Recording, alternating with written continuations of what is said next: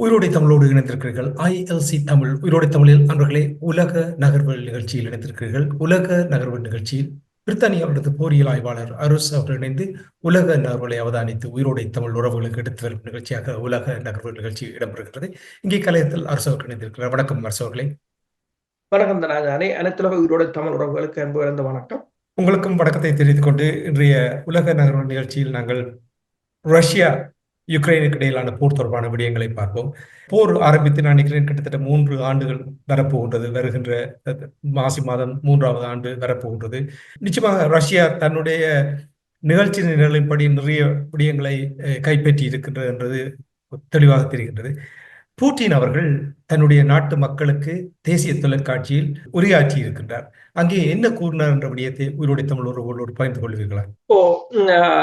என்றால் இந்த வருட இறுதியில் பூட்டின் அவர்கள் ஒரு விவாதத்தில் பங்கு பெற்றிருந்தார். அதற்கான கேள்விகள் கோரப்பட்டிருந்தன. நீங்கள் கேள்விகளை அனுப்பலாம், அதற்குரிய பதிலை பூட்டின் அவர்கள் வழங்குவார் என்று சொல்லி கிட்டத்தட்ட 1.2 மில்லியன் கேள்விகள் அனுப்பப்பட்டிருந்ததாகவும் கூறப்படுகின்றது. அதில் அவ்வளவுத்துக்கும் அவரால் பதிலளித்திருக்க முடியாது.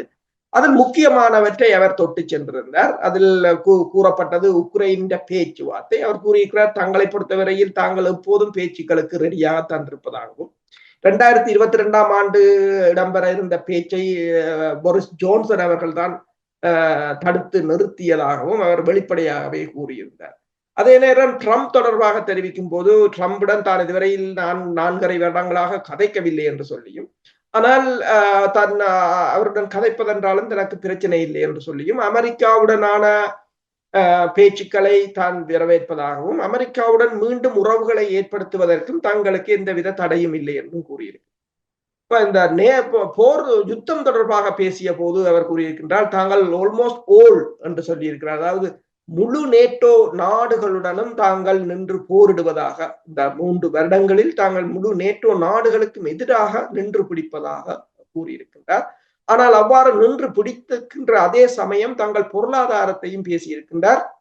தங்கள் பொருளாதாரம் ஐரோப்பாவில் மிக முன்னிலையில் நிற்கின்ற பொருளாதாரமாக தங்கள் பொருளாதாரம் இருப்பதாகவும், இத்தனை தடைகள், அதாவது பல ஆயிரம் தடைகளை ரஷ்யா மீது பிரயோகித்திருந்தாலும் அவற்றையும் தாண்டி, இந்த போரையும் தாண்டி பொருளாதாரம் முன்னணியில் இருப்பதாகவும், ஆனால் ஐரோப்பிய நாடுகளின் பொருளாதாரம் மிக பின்தங்கி இருப்பதாகவும், கிட்டத்தட்ட ஜெர்மனின் பொருளாதாரத்தை கூட தாங்கள் பின்தங்கி கிட்டத்தட்ட 4வது பொருளாதார அபிவிருத்தி நாடாக தாங்கள் வளர்ச்சி அடைந்திருப்பதாகவும் கூறியிருக்கின்றார்.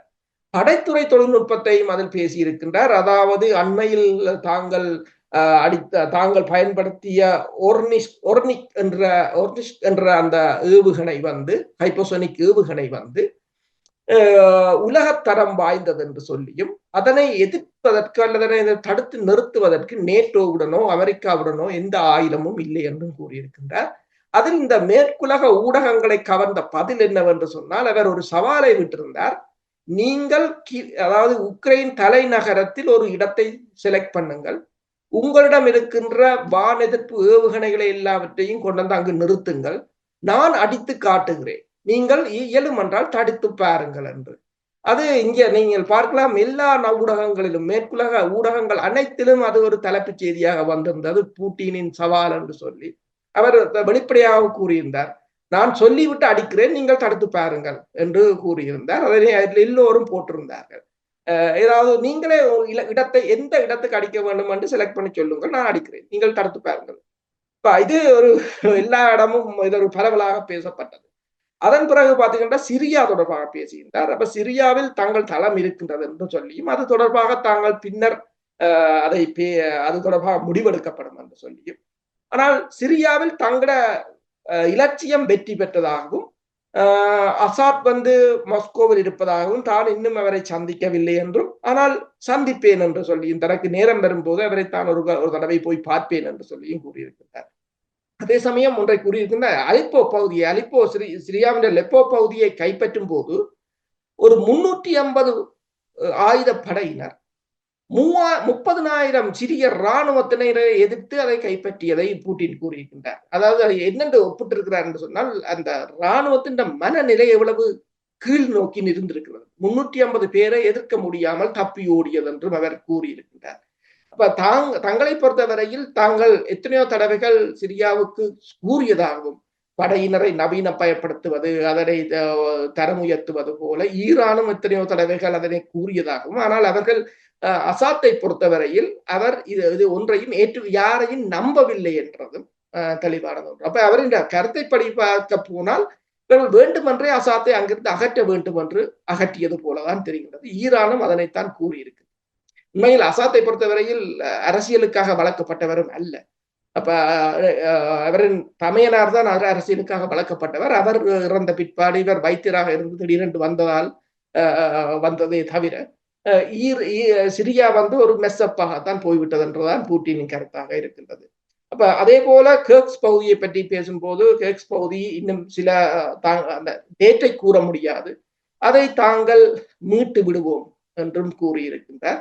அதே போல நேட்டோவின் கவச வாகனங்களுக்கு அது ஒரு புதைகுழியாக மாறி இருப்பதாகவும் தான் கூறியிருக்கின்றார்.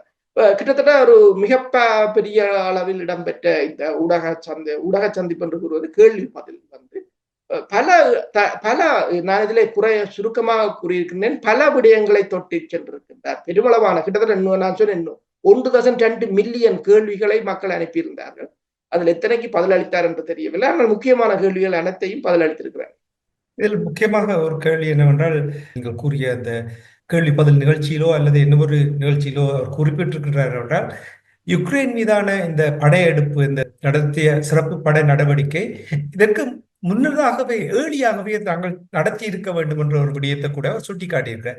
என்ன காரணத்துக்காக அவ்வாறான ஒரு கருத்தை கூறியதுக்கு? உண்மைதான். என்னென்று சொன்னால், அந்த 2014ஆம் ஆண்டு உக்ரைன் ஆட்சி மாறியதுடன் அவர்கள் கிரைமியா பகுதியை கைப்பற்றியிருந்தார்கள். அதனுடன் அதை நிறுத்தி விட்டிருந்தார்கள். இப்போது அவர்கள் யோசிக்கிறார்கள், அப்போதே உக்ரைனை முற்றுமுழுதாக கைப்பற்றி இருக்க வேண்டும் என்றுதான் கூறுகிறார். என்றால் இவ்வளவு நீளத்துக்கு, இவ்வளவு தூரத்துக்கு இந்த போர் நீண்டிருக்காது என்றது. அதே போல அவர் கூறியது என்னென்றால், இந்த கோவிட்டுக்கு முதல் தான் அவர்கள் தயாரிப்புகளில் ஈடுபட்டிருந்தார்கள். ஆனால் இந்த கோவிட் வந்தபடியால் அது 2 வருடங்கள் பிற்போடப்பட்டிருந்தது. அதற்கு பிற்பாடுதான் அந்த தாக்குதலை அவர்கள் மேற்கொண்டிருந்தார்கள். உங்களுக்கு தெரியும், அமெரிக்கா ஆப்கானிஸ்தானில் இருந்து தனது படையினரை அவசரமாக வெளியேற்றியதும் அதற்காகத்தான். ஏனென்றால் அமெரிக்காவுக்கு தெரியும், உக்ரைனில் ஒரு மிகப்பெரிய ஒரு போர் ஆரம்பமாக போகிறது என்று தெரியும். இப்ப புட்டினை பொறுத்த இப்ப இதை என்னன்னு சொன்னால், இப்ப மேற்குலக நாடுகளும் அவதானிகளும் ஒன்றைத்தான் கூறுகிறார்கள். இப்போது உக்ரைன் போரில் தோற்றால் அடுத்தது என்ன நிலைமை என்றதுதான் எல்லோருக்கும் ஒரு கேள்வியாக இருக்கின்றது. இப்ப ட்ரம்பை பொறுத்தவரையில் உங்களுக்கு தெரியும், இப்போது ட்ரம்ப் தனது ஜனவரி 20ஆம் நாள் அவர் பதவி ஏற்கிறார். அதில் உக்ரைன் அதிபருக்கு தான் அழைப்பு விடுக்கவில்லை என்று கூறியிருக்கின்றார். ஆனால் அவர் வேணுமென்றால் தானாக வந்தால் வந்து கலந்து கொள்ளலாம் என்று கூறியிருக்கிறார். அதே சமயம் இப்ப ஒரு கடிதம் அனுப்பி இருப்பதாக கூறப்படுகின்றது. உக்ரைன் போர் நிறுத்தத்தை ஏற்றுக்கொள்ள வேண்டும் என்று சொல்லி ரஷ்யாவால் கைப்பற்றப்பட்ட பகுதிகளிலிருந்து உக்ரைன் படையினர் அந்த எல்லைகளில் இருந்து வெளியேற வேண்டும் என்று கூறியிருப்பதாகத்தான் கூறப்படுகின்றது. இன்னும் ஒரு மாதத்துக்குள் ஒரு மிகப்பெரிய அப்படி ஒரு நிலைமையில் அமெரிக்கா, ஐரோப்பிய ஒன்றியம் போன்ற நாடுகள் எவ்வாறு முடிவெடுப்பார்கள்? உண்மைதான். இனி ஐரோப்பிய ஒன்றியத்தால் தனியாக இதனை சமாளிக்க முடியாத ஒரு நிலையாகத்தான் இருக்கின்றது. கிட்டத்தட்ட இப்போது இரு தரப்பும் ஒப்புக்கொண்டிருக்கிறார்கள். அமெரிக்காவின் வெளிவார செயலாளர் அந்தோனி பிளிங்கன் கூறியிருக்கின்றார், கிட்டத்தட்ட $100 பில்லியன் தாங்கள் கொடுத்திருப்பதாக. ஐரோப்பிய ஒன்றியத்தின் தலைவர் கூறியிருக்கின்றார், 160 பில்லியனை தாங்கள் கொடுத்திருப்பதாக. ரஷ்யா தெரிவித்திருக்கிறது, கிட்டத்தட்ட $340 பில்லியன் உக்ரைனுக்கு இவர்கள் வழங்கி இருக்கிறார்கள் இந்த 3 வருடத்தில் என்று சொல்லி. இவ்வளவு பெருந்தொகையான பணம் வழங்கப்பட்டு, பெருந்தொகையான ஆயுதங்கள் வழங்கப்பட்டு, எல்லாம் அழிவடைந்த நிலையில் ஒரு தோல்வியை சந்திக்குமாக இருந்தால் ஐரோப்பிய ஒன்றியம் இந்த தோல்வியிலிருந்து மீண்டெழுவதற்கு மிகப்பெரிய ஒரு நெருக்கடியை சந்திக்க வேண்டிய ஒரு நிலைமை வரும்.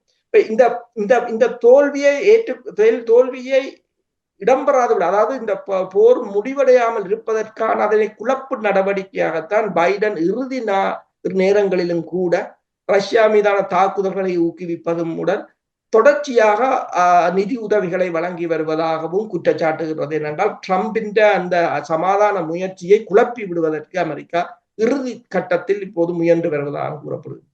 கள நிலை எவ்வாறு இருக்கின்றது? வடகொரியாவை குறைத்து மதிப்பிட வேண்டாம் என்று கூட சில கருத்துக்கள் ஊடகங்களில் பதிவு செய்யப்பட்டதை நான் பார்த்திருந்தேன். கள நிலை எவ்வாறு இருக்கிறது இப்பொழுது? கள நிலைமைகள் இப்ப உக்ரைனை பொறுத்தவரையில் முன்னணி அரங்குகளில் பாரிய அளவில் அவர்கள் தாக்குதல்களில் முன்னகரவில்லை. ரஷ்யா தொடர்ந்து முன்னகர்ந்து வருகின்றது, பல பகுதிகளை கைப்பற்றி வருவதாகத்தான் கூறப்படுகிறது. ஆனால் ஏவுகணை தாக்குதல், ஆள் இல்லாத விமானங்களின் தாக்குதல்களை மும்முரப்படுத்தியிருக்கிறார்கள். உதாரணமாக பார்த்தீங்கன்னா காசான் பகுதி, அண்மையில் பிரிக்ஸ் மாநாடு நடந்த காசான் பகுதியில் கூட மிக பெரிய ஒரு உயர்ந்த தொடர்மாடி கட்டிடம் மீது உக்ரைனின் ட்ரோன் விழுந்து மோதி வெடித்திருக்கின்றது. கிட்டத்தட்ட 6 ட்ரோன்கள் சென்றதாகவும் 5 மோதி வெடித்திருக்கின்றன, ஒன்றைத்தான் ரஷ்யா சுட்டு வெடித்திருக்கின்றது. அதே போல ரஷ்யாவின் மிகப்பெரிய ஒரு கெமிக்கல் ஃபேக்டரியையும் மீதும் ஏவுகணைகளை அடித்திருக்கிறார்கள். 6 ஏவுகணைகளில் 5ஐ சுட்டு வீழ்த்தியிருக்கிறார்கள், 1 வீழ்ந்ததால் சேதம் ஏற்பட்டதாக. அதன் பிற்பாடு ரஷ்யா கிவ் பகுதி மீது தாக்குதலை நடத்தி இருந்தது. கிவ்வின் மிக பாரிய சன நெருக்கடி மிக்க பகுதி இராணுவ இலக்குகளை தாக்கியதாக ரஷ்யா தெரிவித்திருக்கின்றது. அப்ப இருதரப்பும் ஏவுகணை தாக்குதல், ஆள் இல்லாத தாக்குதல் விமானங்கள் மூலம் தாக்கிக் கொண்டிருக்கிறார்கள்.